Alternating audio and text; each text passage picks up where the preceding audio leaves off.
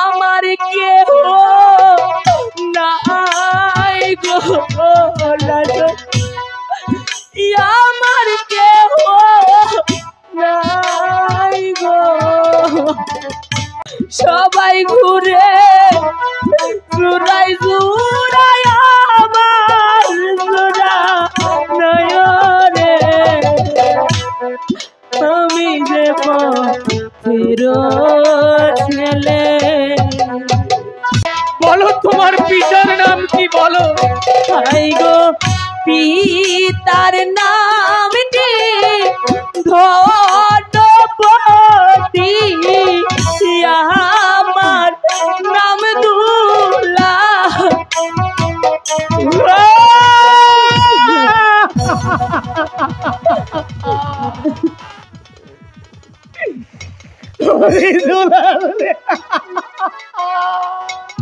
একটু ভাব নিয়ে থাকার কইছে হ্যাঁ জানি খাতা মারছি আর খাতা খুলে দিচ্ছি। ঢোল ঢোল ঢোল সুখবর সুখবর সুখবর গ্রামের বাসীদের দৃষ্টি আকর্ষণ করে বলছি সুখবর সুখবর আগামীকাল রাজবাড়িতেই আপন দুলালের কিচ্ছা হবে। যারা যারা আপন দুলালের কিচ্ছা শুনবে তাদের তিনটি শর্ত আছে। প্রথম শর্ত হচ্ছে যতক্ষণ পর্যন্ত কিচ্ছা চলবে সেখানে হাসতে পারবে না। দ্বিতীয় শর্ত হচ্ছে কিচ্ছা চলাকালীন কেউ কাঁদতে পারবে না। তৃতীয় শর্ত হচ্ছে কিচ্ছা চলাকালীন শেষ হওয়া না পর্যন্ত এখান থেকে যেতেও পারবে না। এই কিচ্ছা শুনতে শুনতে যারা ইচ্ছুক তারা বেহুশ হয়ে চলে আসুন। ঢোল ঢোল ঢোল। এতক্ষণ পর্যন্ত কোনো মানুষ তো আসছে না, তবে কি তারা কিচ্ছি কাহিনী শুনবে না?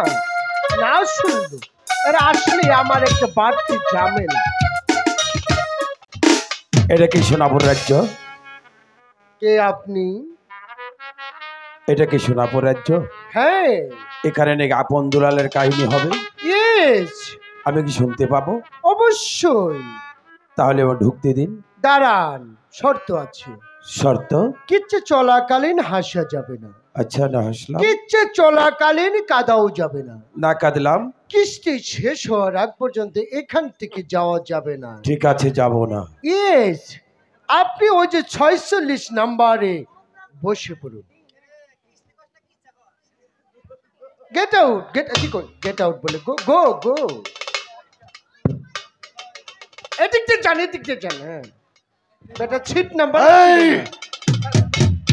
এখানে নাকি আপন দুলালের কিচ্ছা হবে? অবশ্যই। আপনি কে? আমি কিচ্ছা শুনবো। কিচ্ছা শুনবেন? এখানে কোনো পাগল ছাগলের কিচ্ছা শোনার সময় নেই। আমি আপন দুলালের কিচ্ছা শুনবো। আমি আপন দুলালের কিচ্ছা শুনতে এসেছি। শুনবো বাবা, শুনবো বাবা। বাবা গো, কোনো শর্ত আছে? হ্যাঁ অবশ্যই শর্ত আছে। কিচ্ছা চলাকালীন কিন্তু কোনো ওই যে আও করা যাবে না, হাসা যাবে না। হাসা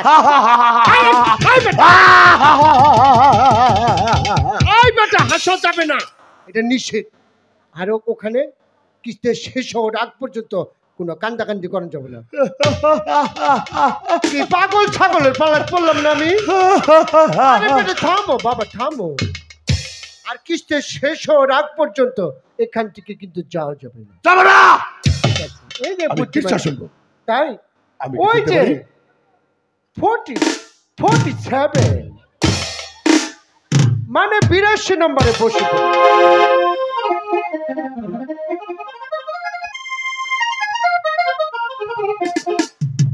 শেষ করছে। জানো না মানে বাংলোই আইবার আই এনুকে ফইর খানা এনু নঙ্গর খানা তৈরি করছি। হ্যাঁ খানা কোনা কোথাকার জানি কিভাবে হাবুটার মধ্যে তাল মারলো। কি চাই? এখানে নাকি আপন দুলালের কিসরা হবে। হ্যাঁ, আমি কি শুনতে পাবো? অবশ্যই। তাহলে যেতে দাও। দাঁড়ান, কি হয়েছে?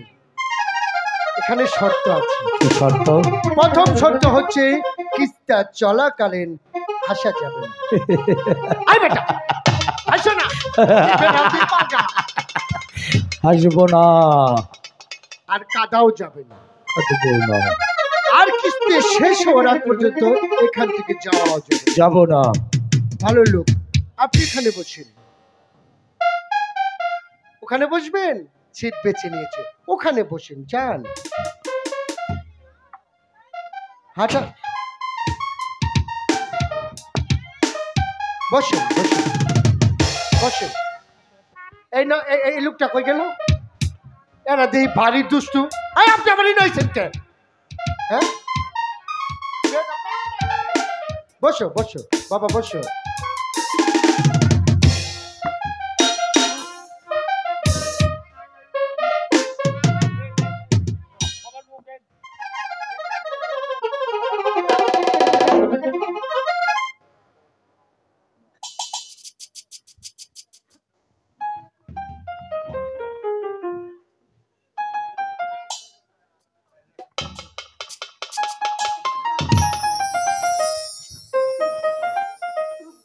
কোথায় সেই বালক?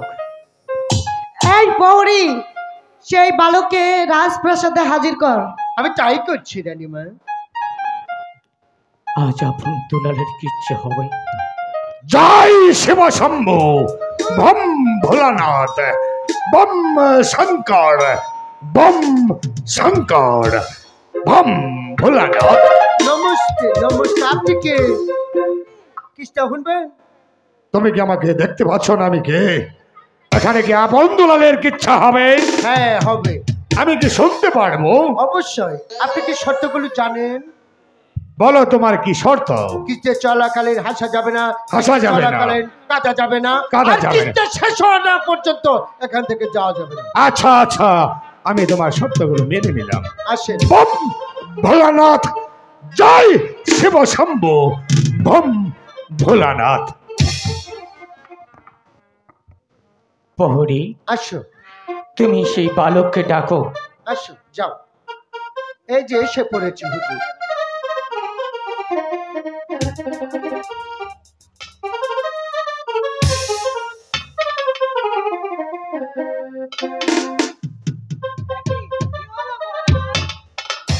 তুমি কি সেই বালক? তুমি নাকি আপন দুলালের কিচ্ছা জানো?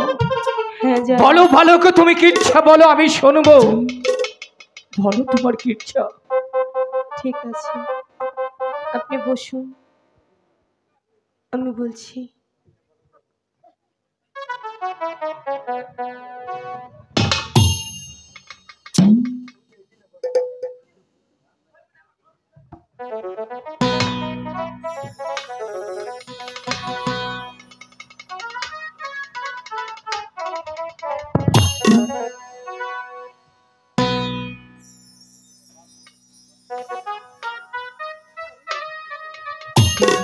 তুমি বুঝবে না, তুমি বুঝবে না। বলো বালক, তোমার কি ইচ্ছা বলো। ঠাকুর, সবাইকে পরিচিত মনে হচ্ছে, ওনাকে আমার দাদার মতো মনে হচ্ছে, কিন্তু না, সে আমার দাদা কি করে হবে? আমার দাদার সঙ্গে তো কথা ছিল, সে যদি রাজা হয় আমি হব তার প্রধান সেনাপতি। উনি তো রাজা। না না, আমি কি ভাবছি, আমার দাদাকে তো আমি হারিয়েই ফেলেছি। বালক, বলুন মহারাজ। তুমি কি ইচ্ছা শুরু করে, তোমার কি ইচ্ছা আমি শুনতে চাই। বলো বালক, বলো। ঠিক আছে, আমি শুরু করছি। একটি রাজ্যে ছিল এক রাজা, আর ছিল রানী। তাদের ছিল দুটি সন্তান। দুটি সন্তান, তারপরে বলো। একদিন রানী অসুস্থ হয়ে পড়ে, মহারাজকে ডেকে বলে, মহারাজ, মহারাজ, তারপর আমি হয়তো আর বাঁচব না। আমি মারা যাওয়ার পূর্বে হ্যাঁ, আপনাকে কিছু কথা বলে যাই। কি বলেছিল? কি বলেছিল জানেন? হ্যাঁ, আমি শুনতে চাই বালক। কিচ্ছা তোমার যতই শুনছি ততই যেন আমার হৃদয়টা হু হু করে কাঁদছে। তুমি বলো, আমি তোমার কিচ্ছা শুনতে চাই। বলছিল, বলো বলো। মহারাজ, আমি যদি আজ মারা যাই, আপনি কোনোদিন দ্বিতীয় দ্বার গ্রহণ করবেন না। তারপর? সে দেশে ছিল একটা সেনাপতি।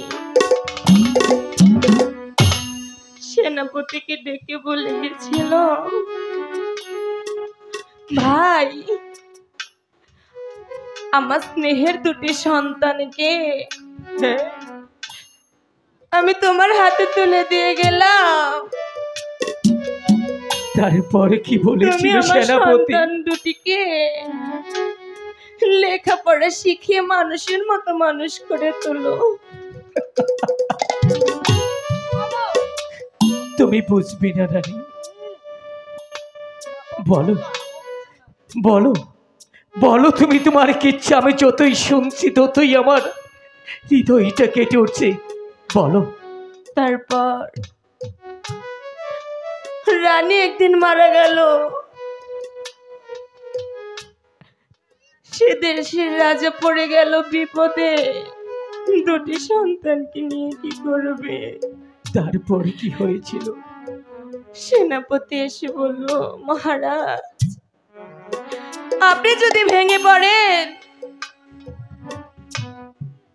তাহলে আপনার দুটি সন্তানকে কে সামলাবে? তাদেরকে আমাকে দিন, আমি গুরুজির কাছে রেখে আসব। তাদেরকে মানুষের মতো মানুষ করে তুলব। তারপর বলো।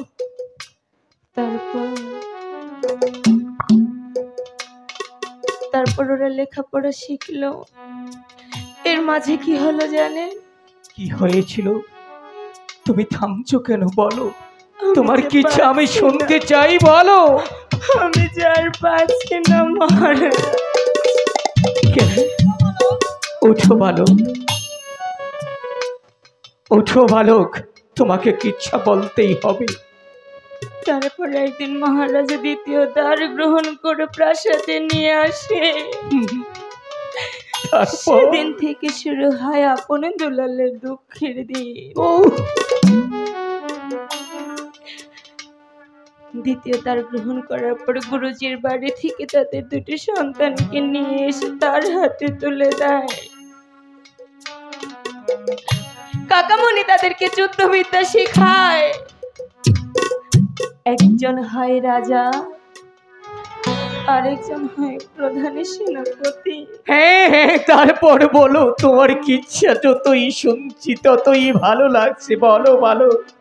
তারপর একদিন রানীর হরিণের মাংস খেতে ইচ্ছে করে। হরিণের মাংস? বলে, মহারাজ, কি বলেছিল সেই দিনে মহারাজ? আমার যে হরিণের মাংস খেতে ইচ্ছে করছে, আপনি আমাকে হরিণ শিকার করে এনে দিন। তখন দুটি ভাই বলে, পিতা, পিতা গো, আমরা দুটি ভাই থাকতে আপনি কেন হরিণ শিকারে যাবেন? মহারাজ বলল, ওরে বা, তোরা তো যুদ্ধবিদ্যা কিছু জানিস না, তাহলে হরিণ শিকার কি করে করবি? ওরা বলল, আমরা যুদ্ধবিদ্যা শিখেছি, কাকামণি শিখিয়ে দিয়েছে। কাকামণি যুদ্ধবিদ্যা? আমাকে ক্ষমা করো। না বালক না, শুধু তোমার কিচ্ছা শোনার জন্য দেখো কত লোক বসে আছে। তুমি কিচ্ছা শেষ না করে এখান থেকে চলে যেতে পারবে না। বাকিটুকু তোমাকে বলতেই হবে বালক, কিচ্ছা তোমাকে বলতেই হবে। বলো বালক, তারপর কি হয়েছিল? তারপর দুটি ভাই যায় হরিণ শিকার করতে। হরিণ শিকার করতে করতে ছোট ভাইয়ের জল পিপাসা পায়। দাদাকে বলে, দাদা, দাদা গো। কি বলেছিল দাদাকে? আমাকে একটু জল এনে দেবে দাদা, জল না খেলে যে আমি মারা যাবো দাদা, আমাকে একটু জল এনে না। এ কিছু মহারাজ না। আমি আর পাচ্ছি না মহারাজ, তোমাকে বলতেই হবে, ক্ষমা করুন। কিচ্ছা শেষ না করে তুমি এখান থেকে যেতে পারবে না। বলো বলো, তারপর কি হয়েছিল তুমি বলো। তারপর হ্যাঁ, তারপর দাদা যায় মায়ের মন্দিরে জল আনার জন্য। মায়ের মন্দিরে, তারপর কি হয়েছে বলো। সেখানে গিয়ে দেখে তার মা পর পুরুষ নিয়ে শুয়ে আছে। বলো, পারতে তোমাকে হবে, কিচ্ছা যে তোমাকে শেষ করতে হবে। বলো, ওঠো ওঠো।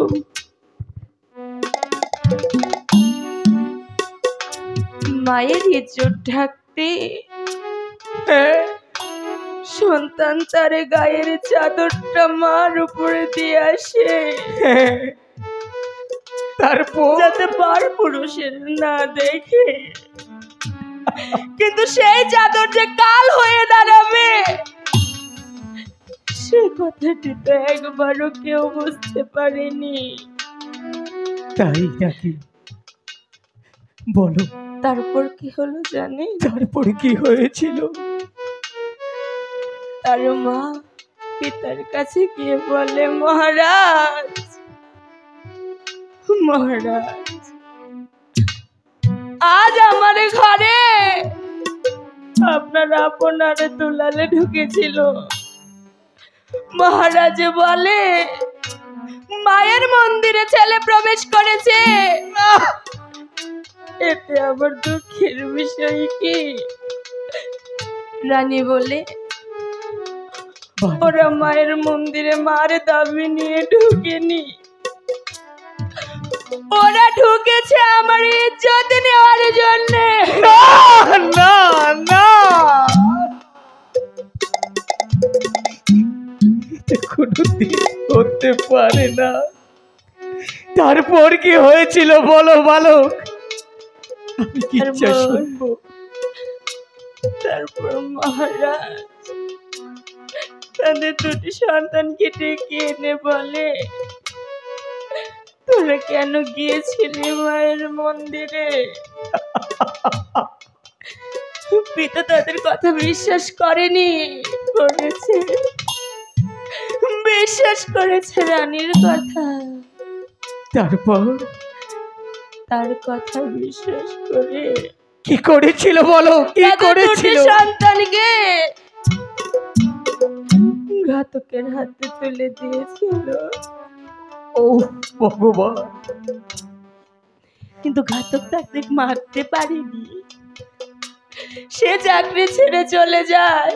তারপর খড়গ কে হাতে তুলে নিয়েছিল জানে? কে তুলে নিয়েছিল বলো? তাদের শিক্ষাগুরু। শিক্ষাগুরু। তারপর যে হাত দিয়ে তুলে দিয়েছিল কলম, সেই হাতে তুলে নিয়েছে খড়গ। তারপর কি হয়েছে বলো?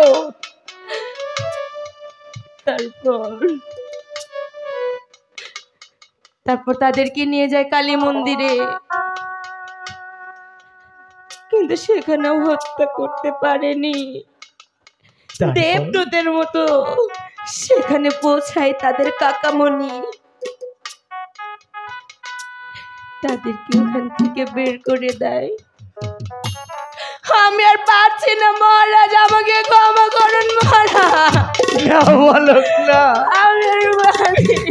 তোমাকে যে পারতেই হবে।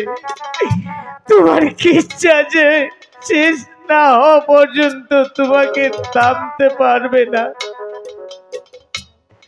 তারপর এই পৃথিবীর মধ্যে তোমার কি আছে বলো? এই পৃথিবীতে আমার কে আছে বলো। এই পৃথিবীতে আমার কেউ নেই। আপন বলতে কি? ওরে আমার কেহ নাই গো রাজু, আমার কেহ নাই গো যে পথের ছেলে আমার কেহ নাই গো আমার কেহ নাই গো আমি যে পথের ছেলে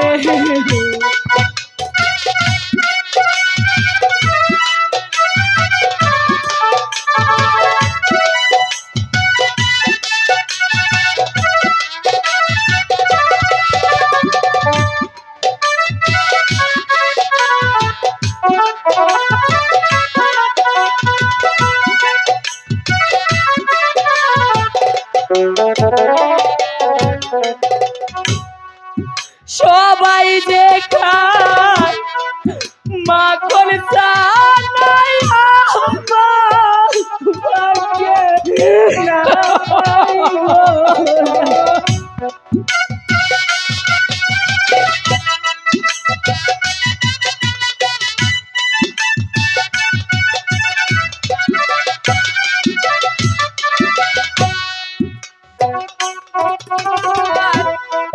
মাখন চানাই আমার ভাগ্যে নাই গো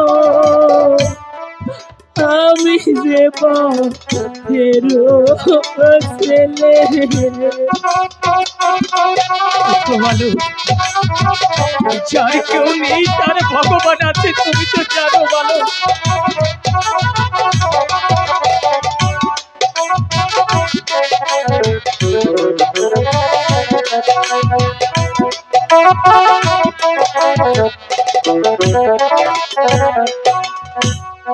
সবাই থাকে দালান কোটায় আমি থাকি রাস্তাতে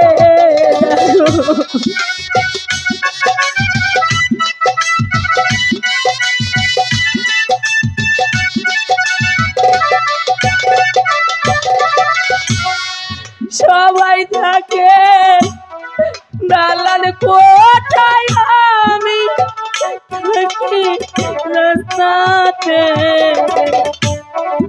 আমি যে পথের ছেলে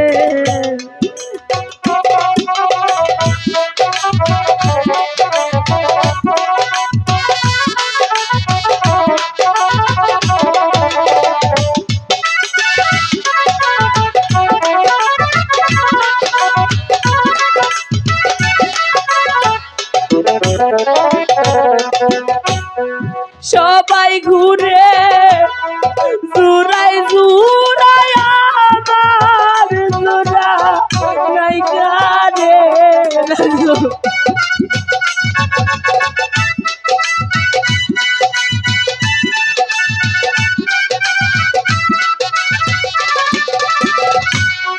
সবাই ঘুরে জুরাই জুরাই আমার জুরা নয়রে আমি যে পথের ছেলে ভম ভোলানাথ এই পৃথিবীর মধ্যে আমি আর কিচ্ছু শুনবো না তাহলে কি তোমার কোনো আপনজন নেই আপনজন কোথায় পাবো সে আপনজন এই পৃথিবীতে আমার আপনজন একজনই ছিল তাকেও যে আমি হারিয়ে ফেলেছি বলো তোমার বাড়ি কোথায় তারপর তোমার নামটা বলো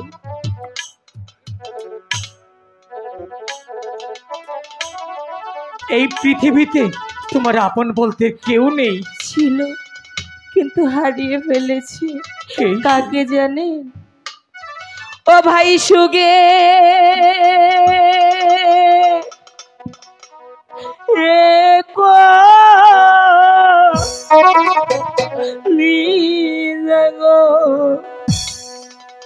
আমার জলে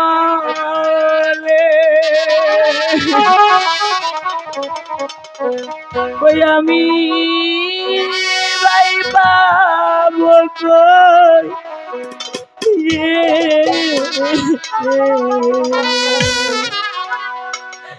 ভাই সুগে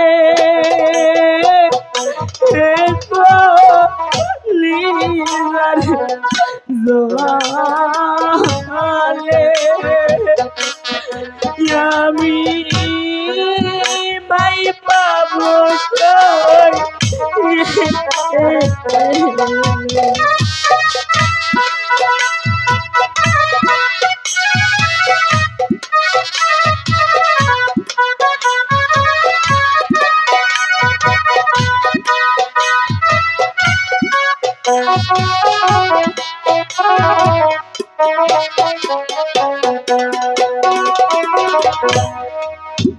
ভাইয়ে ভাইয়ে ঝগড়া করে রাস্তায় নেই রে কাটা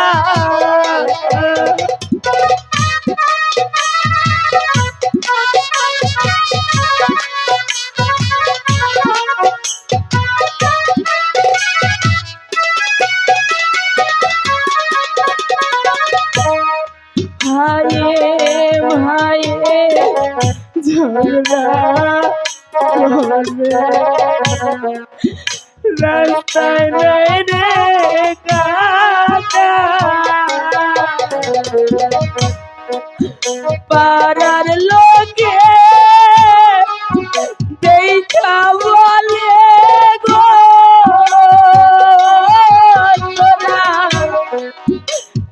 কিভাবে বেটারে ভাই রে আমি ভাই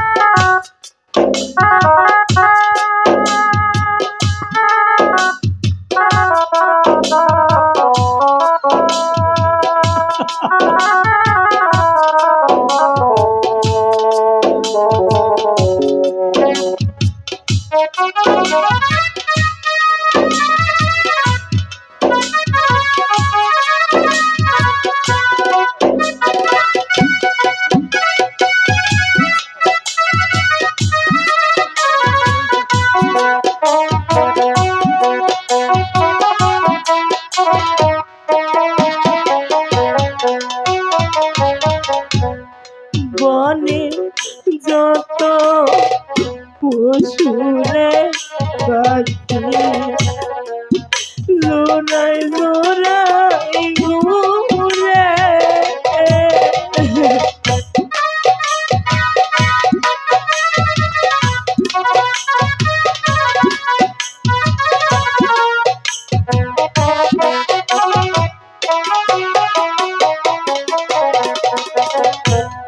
বনে যত পশুরে পাখি জোড়াই জোড়াই ঘুরে আমার জোড়া দেয় নাই বিধি রে ওরে আমার জোড়াই জোড়া রে ভাই রে আমি ভাই বাবা গে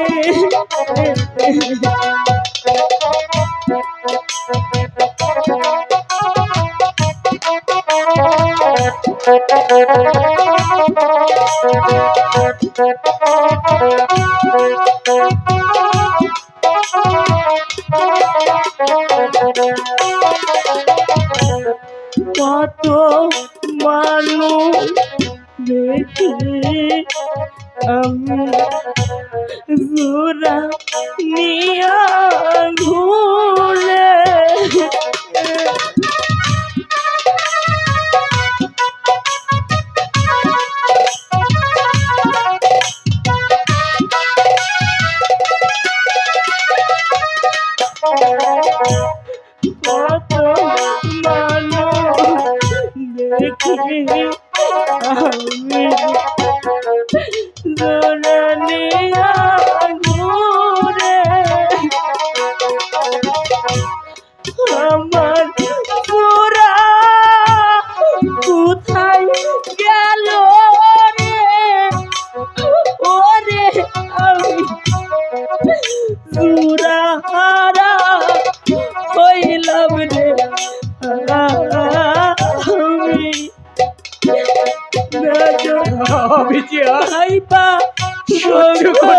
পারছি না, বলো।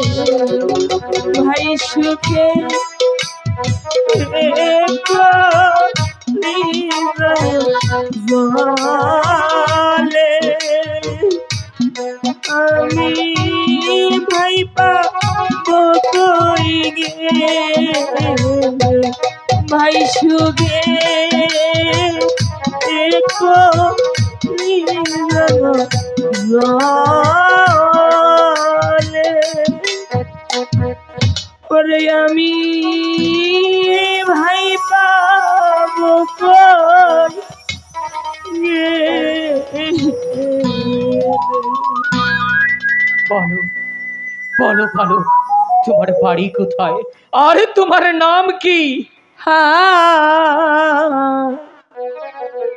ধর্মপুরে বাড়ি আমার, ধর্মপুরে ঘর। তারপর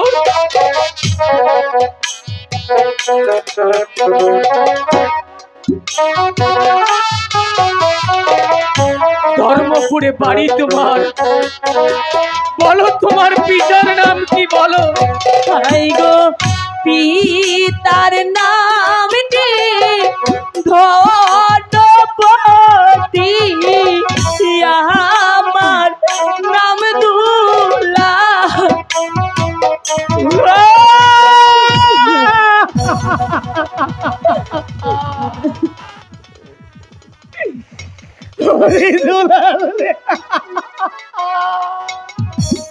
ভম ভোলানাথ, আমার ইচ্ছা শোনা শেষ, আমাকে যেতে দাও। তুই একবার চেয়ে দেখ, আমি তোর হতভাগ্য দাদা আপন। তুই চেয়ে দেখ। দাদা, তুমি যদি আমার দাদা হতে, আমার দাদার সঙ্গে আমার কথা ছিল, সে যদি রাজা হয় আমি হব প্রধানের সেনাপতি, তুমি তো রাজা। দুলালে তুমি আমার দাদা হতে পারো না, বিশ্বাস তুমি হয় না আমার দাদা দুলাল। না। নারে দেখ দুলাল, এই দেখ গুরুজি কাকা বাবু আমাদেরকে যুদ্ধবিদ্যা শিখিয়েছিল। তুই যে আমার হাতের মধ্যে অস্ত্র দিয়ে বাড়ি দিয়েছিলি, এই দেখ একবার তুই চেয়ে দেখ। আমি তোর হতভাগ্য দাদা দুলাল। দাদা, দাদা,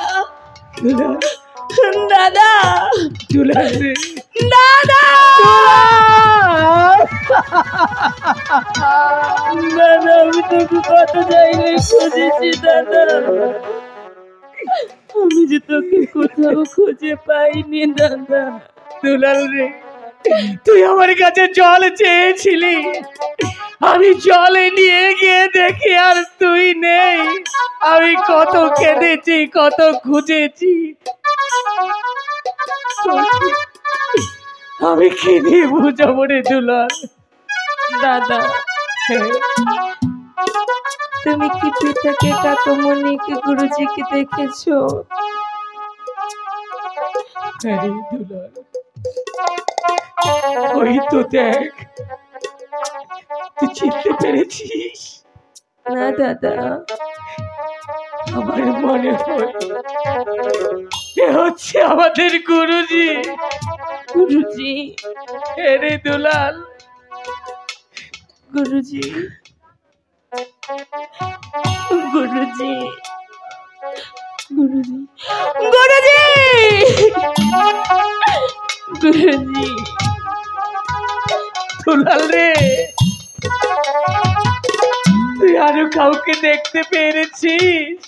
আমি চিনতে পারছি না। যে কাকামণি তোকে আমাকে কত আদর স্নেহ করেছিল, সেই কাকামণি দেবদূত হয়ে আমাদেরকে বাঁচিয়েছিল, ওই যে দেখ কুমড়ে কুমড়ে কাটছে আমাদের কাকামণি। আমি কারোই আপন দোলালের ইচ্ছা শেষ, এবার আমি যাব। না না, এই দেখ কাকামণি, কাকামণি,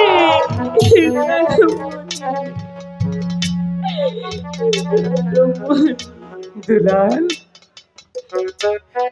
আরো একজন আছে এসেছে কিচ্ছা শুনতে। আপনার দোলালের কিসটা তো শেষ, এবার কি আমি যেতে পারি? না, আপনি যেতে পারেন না। অনুমতি নিয়ে যখন এসেছেন, অনুমতি নিয়েই যেতে হবে। দুলাল, দাদা, চিনতে পারিস নি রে? না দাদা, এ যে আমাদের হতভাগা পিতা। পিতা, না, আমি কারো পিতা নই, আমি কোনো সন্তানের পিতা হতে পারি না। আমাকে তোমরা যেতে দাও, আমাকে যেতে দাও। ওরে, এই পৃথিবীর কোনো পিতা তো তোর সন্তানকে ঘাতকের হাতে তুলে দিতে পারে না। আমি তোদের পিতা নই, আমি পিতা নামের চললাম।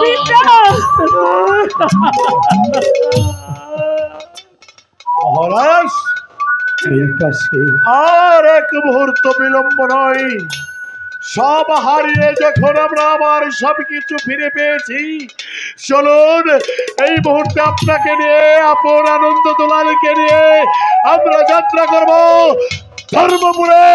ধর্মপুরের সেই কুচক্রী মন্ত্রী জং বাহাদুর আর চন্দ্রা দেবীকে হত্যা করে আবার আমরা আপন দুলালকে প্রতিষ্ঠিত করব। ওগো মুসলিম,